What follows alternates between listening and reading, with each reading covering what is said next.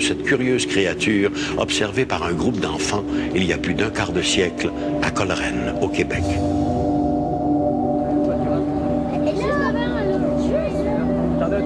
Septembre 1968. Dans le petit cimetière de Coleraine, au Québec, 2 hommes et quelques enfants avancent d'un pas décidé. La troupe se dirige vers un immense rocher situé complètement à l'arrière du cimetière. La particularité du rocher est une cassure formant une cavité étroite en son centre.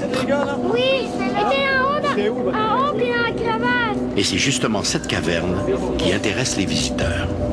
Paul Bogus, le plus vieux des 2 adultes, se glisse à l'intérieur. Pendant un instant, il prête l'oreille, attentif au moindre bruit. Il écoute le silence, un silence troublé uniquement par les affirmations soutenues des jeunes restés à l'extérieur. Les enfants jurent que leur histoire est vraie, mais il leur en faudra beaucoup plus pour convaincre les adultes. Au bout de quelques minutes, Paul ressort de la caverne, exaspéré d'avoir mordu au piège que lui ont tendu les enfants. Son frère Claude décide alors de ramener les jeunes au bercail.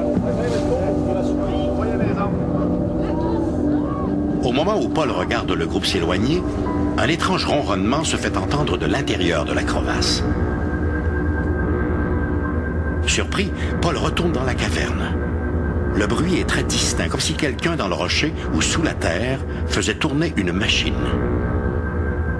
Pour s'assurer qu'il ne se faisait pas berner, il ressort et fait le tour du rocher, mais ne voit rien qui pourrait expliquer le phénomène. Les enfants avaient raison, se dit-il. Il y a quelque chose qui tourne pas rond avec ce rocher.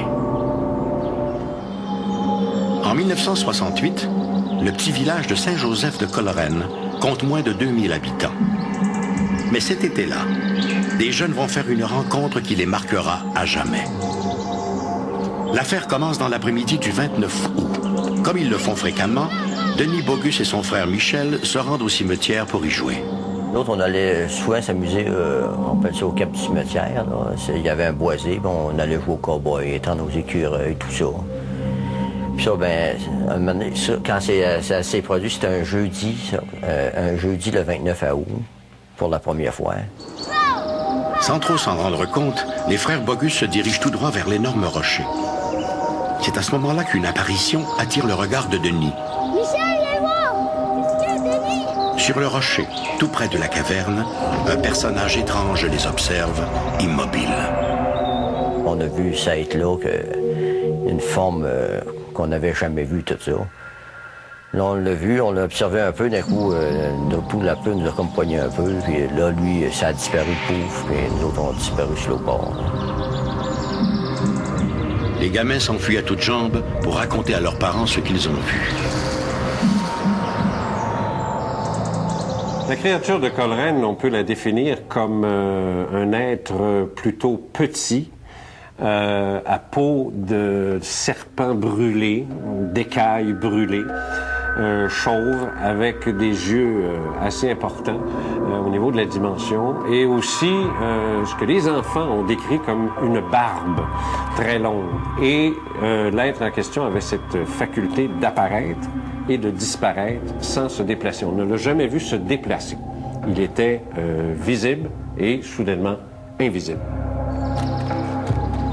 Le lendemain de l'incident, André Bogus et son oncle Pierre se rendent à leur tour au rocher pour trouver des indices prouvant l'existence de la créature.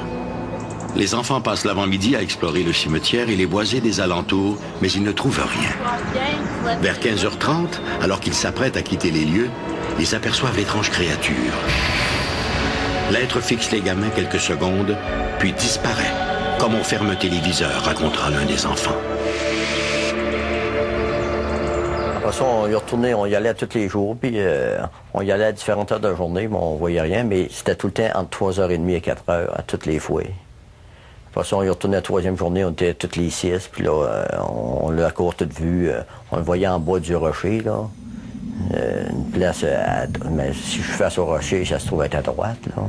On le voyait là assez régulièrement, après ça, on l'a vu à côté de la charnière, là. L'histoire va donc se répéter le lendemain à la même heure. Mais lors de la 4e journée, Pierre Bogus convainc son frère Georges de l'accompagner au cimetière en matinée. On laisse notre bicyclette là, on s'approche à pied, puis on entend comme un gros grognement, comme tu sais, un grognement d'ours. Mais il n'y a pas d'ours dans le cimetière, mais alors la peur nous a pris, nous autres, on regarde jusque-là, je sais pas, qu'est-ce qui se passe là. On laisse notre bicyclette là, puis on retourne à la maison. Là, notre mère dit, vous irez chercher votre bicyclette après dîner, là, allez plus jouer là, on vous le dit, tu sais, là, il peut y avoir des animaux, pourtant, le village de Coleraine se tenait là, tu sais. Même si, jusqu'à ce moment, la créature de Coleraine est apparue à intervalles réguliers, c'est lors de la soirée du 1er septembre que toute cette histoire connaîtra un dénouement aussi spectaculaire qu'inattendu. Il était, je crois, 7h40, 7h45 le soir. Mais il faisait, au mois de septembre, il fait encore clair, là, cette période-là. Donc, on part la gang encore. On s'en va au cimetière. On avance, rendu au milieu du cimetière, il y a un de mes neveux qui dit, soudain, il dit, oh mon Dieu, il me semble que j'ai vu passer quelque chose devant la lune. On continue, nous autres, on s'en va. On s'en va vers le cap du cimetière toujours. Puis, rendu à peu près une 50aine de pieds du cap du cimetière, là on a... J'en parle, j'ai encore ça fait quand même des années, là. On voit un engin. Puis quand l'engin était rendu, si tu veux, au-dessus du cap, une certaine, je sais pas, peut-être une vingtaine de pieds au-dessus du rocher, là, le même bonhomme qu'on appelle nous est apparu. Il est apparu comme ça, puis avec la même position, les bras écartés, puis qui nous regardait en bas comme ça. André Bogus détaille la créature à l'aide de ses jumelles. L'être regarde fixement dans sa direction. Les jeunes se passent tour à tour les jumelles pour mieux la voir. Il fait encore assez clair pour que les enfants puissent détailler sa peau comme des vagues, de la houle, plissée sur le long. Fait que là, la soucoupe volante a passé. En tout cas, on appelle ça une soucoupe volante, d'autres, là. Puis là, quand elle a passé, là, quand elle est arrivée vis-à-vis l'être, là, lui, il a disparu, pouf. Puis ça l'engin a continué, et puis on l'a perdu de vue, là. Ce sera la dernière fois que la créature fera son apparition. Et malheureusement, seuls les enfants Bogus ont été témoins de ces apparitions échelonnées sur 4 jours. Ils subiront les sarcasmes de leurs compagnons et seront appelés à raconter leur histoire à plusieurs reprises. Plusieurs sceptiques ont crié au canular. Mais encore aujourd'hui, 35 ans plus tard, les Bogus continuent de maintenir leur version des faits. Pour eux, ces événements sont authentiques et n'ont rien à voir avec l'imagination d'enfants. C'est la première chose que j'ai demandé à mes enquêteurs et qu'on a fait, observer les enfants quand ils nous parlent. Et ces enfants-là nous regardaient droit dans les yeux, avec une dramatique, une espèce de passion dramatique, si je peux dire, dans le visage, dans la voix, dans la façon de le raconter, sans jamais se consulter du regard. Et ça a été, pour moi, une révélation. Je me suis dit, c'est extraordinaire. Ces enfants-là ne mentent pas. Je n'ai pas de preuves. Mais je peux vous dire, pour avoir été père de famille, ces enfants-là ne mentent pas.